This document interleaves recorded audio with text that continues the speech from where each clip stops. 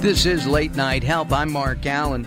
At the top of the next hour, we're going to be talking about rice. And with David Janow, we'll be talking about a new kind of rice and rice protein. We'll be finding out more about that. We'll also talk about getting a good night's sleep with Russell Rosenberg, who is a sleep specialist. So even though we don't want you to go to bed until after we're off the air, we want you to get a good night's sleep. We're going to talk right now about getting fit and shape, just like the professionals.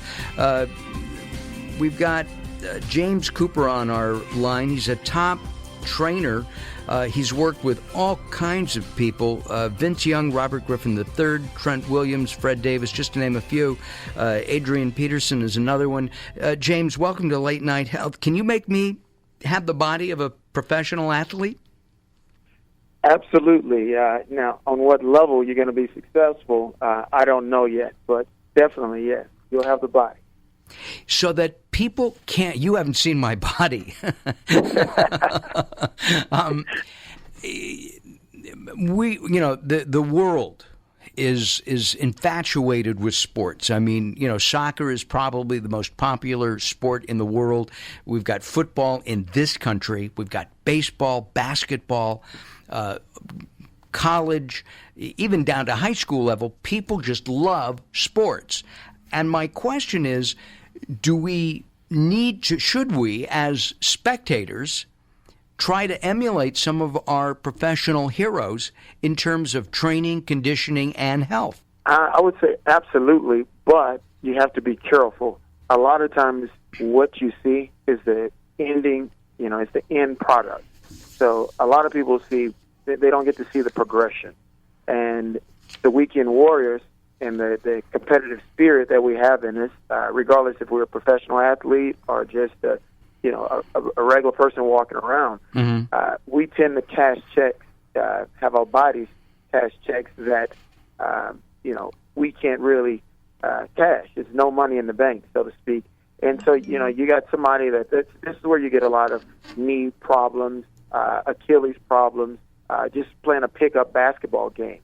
So, but if you take a step back and prepare before you start your goal, before you start this journey into being the next Adrian Peterson or making a move like Adrian Peterson in a flag football game, you'll be better prepared, and your body won't reject exactly what you're doing out there on the field.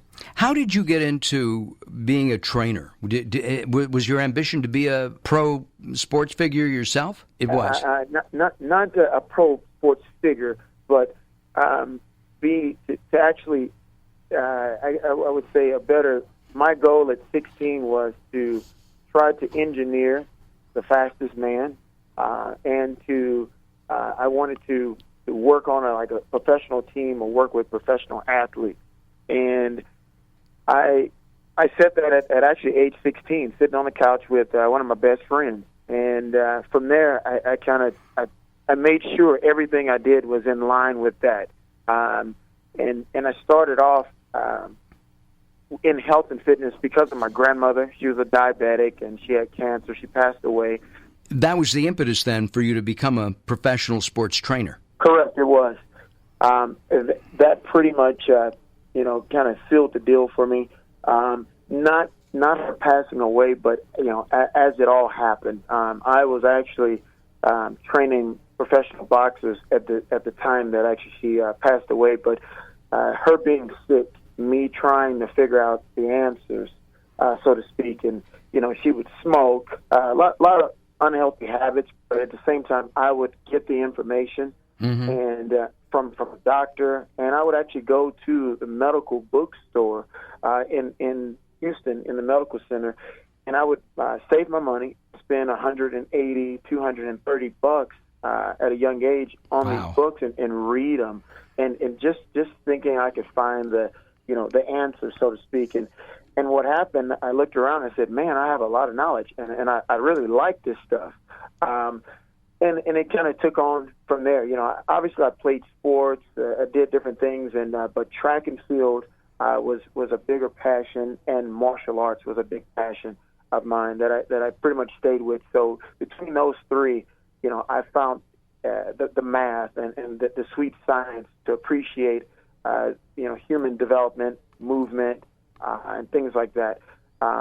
So the real formal education led me to my real experience in practice, or formal practice, which would be, rehabilitation. I interned underneath a gentleman named Trent Williams, and he was actually a trainer. He was the athletic trainer for the Houston Oilers, and he had his own place, his own rehab facility, and it was guys Eric Dickerson, Mike Singletary, Darryl Green, a lot of these guys, big name athletes that were there working out, and a lot of general population that was injured. So I interned with him, and I loved it. I started off like about 1,200 hours, I believe, and just kept going, for free, and just like, hey, man, this is fun. I mean, I'm not getting paid, but I'm learning a lot. So did you go through payoff. formal education as well? Actually, this was when I was actually going back and forth in school. It started off as an intern, and it turned into, man, I don't think I should, go anywhere else. I think I found, the Kwai-Chang King right here, so to speak.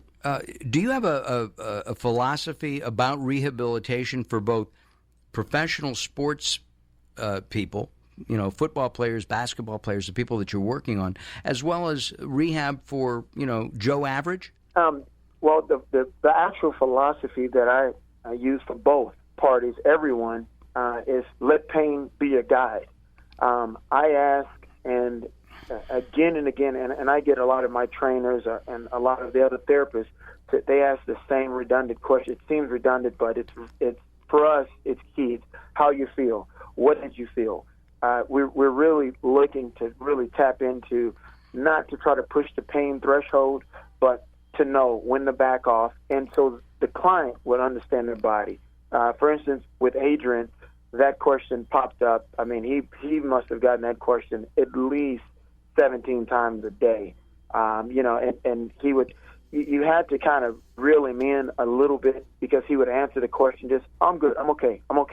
And okay is not, the answer we're looking for. We're still always wanting a certain level, a grade level, so to speak, of pain, of what you're feeling. Like a scale of 1 to 10.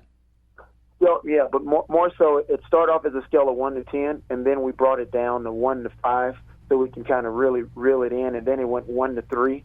And throughout his progression, that's how the numbering system actually went. I see. The adage, no pain, no gain, is that old school? That's old school, and it shouldn't have never been implemented. It's not how tough you are through your rehab. It's how smart you are. And at the same time, it's not how patient you are, meaning just rest. Resting doesn't get it. Some people think, if I stay off this thing, my knee or my shoulder, it's going to heal it's going to heal, because they say rest. It's like, but the problem is you still have everything else, all these other supporting tendons and muscles and joints that are not being used. So sometimes even when you go back and you are healthy, that tendon or that ligament or joint is healthy, you wind up pulling or tearing or stressing some other part of the body because it was overcompensating. We just did a show a couple of weeks ago about orthoscopic surgery for the knee, and what seems to work even better than that is exercise. Specific exercise, of course, makes the knee, the joint, feel better and reduces pain. Would you agree with that? That exercise is one of the things that you used you use in rehabilitating people with sports injuries? Absolutely, yes. Exercise is key. It's actually number one, because you can get the proper exercise, obviously, and proper range of motion, proper tempo. And you can't just go in and do a bunch of bodybuilding movement, so to speak, what you may see in certain magazines. But some of those exercises are good for you. They are very good for you. Working with a professional athlete versus one of your corporate clients, is it different? It is when it comes to progression.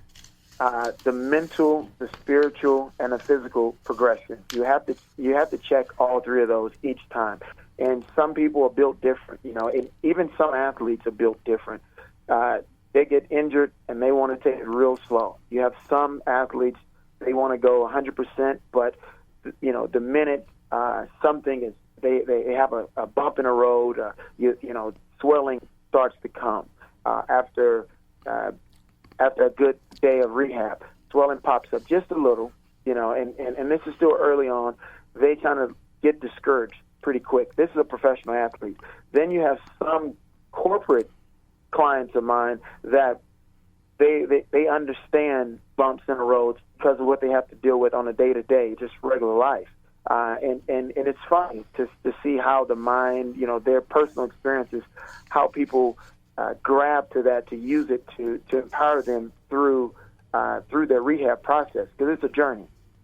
Our guest is James Cooper. He is the trainer to the pro athletes, the rehab trainer, and you specialize in the rehab. Not, am I correct in that? I specialize in back to field readiness. I bridge the gap, so I do rehab and performance, sports performance at the same time. Wow, how did you pick that? I mean, that's somebody's injured, and your job is to get them back playing it again. Correct. It's a gap. If you really think about the field, what happens is kind of like you're driving down the road the right way. You have your basic protocols that are in physical therapy, in sports medicine. So you have your standard protocols, but then there's nothing to say, hey, you're back ready to get on the field. You belong on the field, and you're picking up where you left off. Are you stronger because of it? Are you faster now? Where are you? It's a gap in a road, and it's almost like the road stops, and it's a gap, and then it picks up again, because now you have to go to maybe a strength coach or back to a team, especially in high school. With high schools, they don't have all the resources. They go somewhere separate to get a surgery, somewhere separate to get physical therapy, and then all of a sudden they're cleared to play. Well, what does that mean? Now, all of a sudden, this kid is back on the field, the court, and court, and he may not be ready.